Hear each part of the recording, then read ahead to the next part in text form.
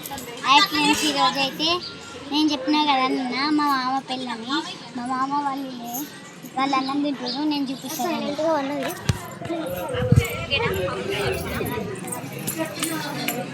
వీళ్ళు లోపల అయితే అన్నం తింటారు, రెడీ అవుతారు.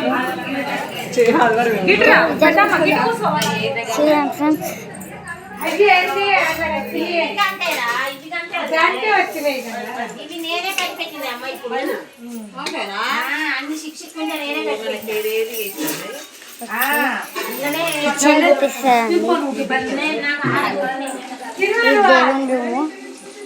కిచెన్ ఇలా అందరు అన్నం తింటారు, చూపిస్తారని ఇచ్చింది.